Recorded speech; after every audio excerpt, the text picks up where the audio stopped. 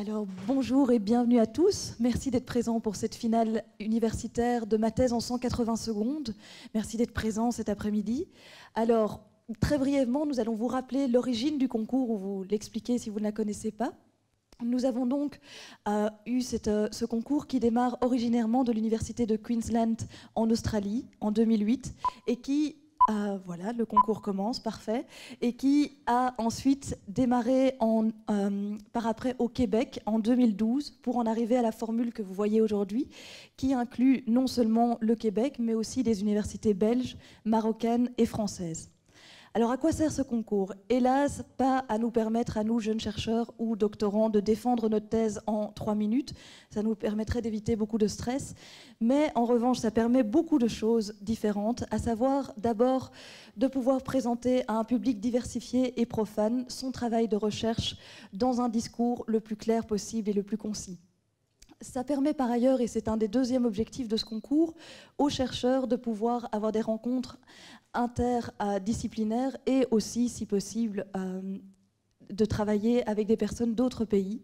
Et donc ça, je pense qu'ils le diront peut-être, ils ont déjà pu arriver à ça, puisque tous ces chercheurs qui ne se connaissaient pas il y a quelques mois ont eu l'occasion de participer à un travail en commun et de se rencontrer, et je l'espère peut-être d'avoir des partenariats. Vous le verrez donc, dans à peu près 113 secondes, ils vont devoir monter sur scène, vous présenter leur travail de façon concise et, si possible, vous passionner. Et à la fin des 3 minutes, ils auront 2 choix. S'ils n'ont pas terminé, mais on espère qu'ils auront tous terminé, si ça n'est pas le cas, ils auront 2 possibilités. Soit continuer pour pouvoir vous permettre de savoir ce sur quoi ils travaillent in fine, mais ils seront alors hélas disqualifiés, soit de s'arrêter à ce moment-là et d'espérer que leur propos précédent aura été suffisamment passionnant pour vous permettre de les choisir. Je vous laisse maintenant la parole à mon collègue et j'espère que les doctorants ne sont pas trop inquiets, tout va bien se passer. Voilà, parmi les 11 candidats qui vont présenter leur recherche aujourd'hui, 5 candidats seront sélectionnés pour la finale nationale. Et pour départager nos candidats, nous avons le plaisir d'avoir parmi nous un jury tout à fait exceptionnel. Le jury sera présenté par monsieur Pierre Marage, qui est physicien, professeur de l'université et qui a été vice-recteur à la recherche jusqu'au mois de septembre.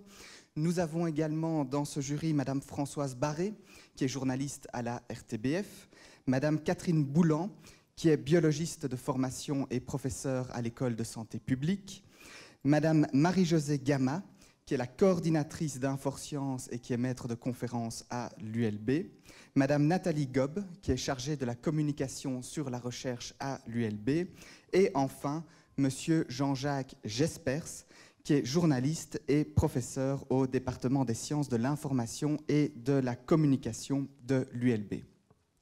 Alors ce n'est pas parce que nous avons ce jury tout à fait exceptionnel pour départager nos candidats que vous tous dans le public ne devez pas faire extrêmement attention à... Ah bien voilà, vous voyez donc le gong.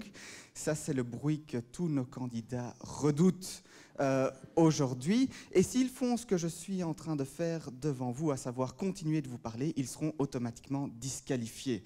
Donc désolé Sandrine, mais nous ne gagnons rien pas pour nous cette année. Aujourd'hui. Non.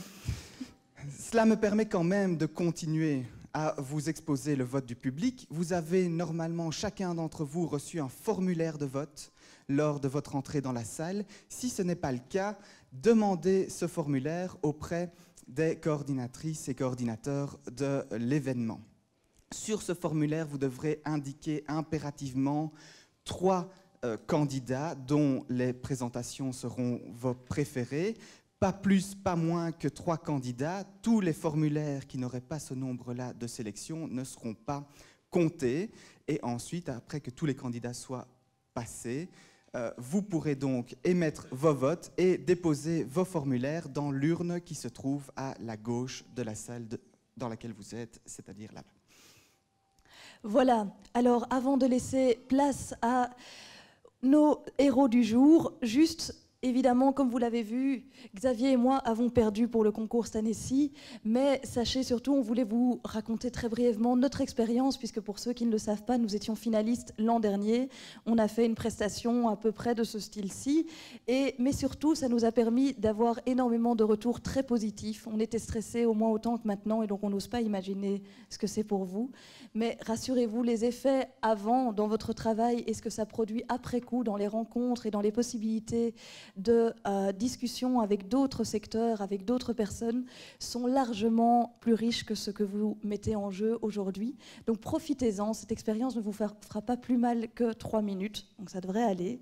Du reste, avant que le concours ne démarre, petit rappel, puisque j'entends en plus du bruit, n'oubliez pas d'éteindre vos GSM pendant ces présentations, et nous allons à présent passer au premier concourant de ce concours.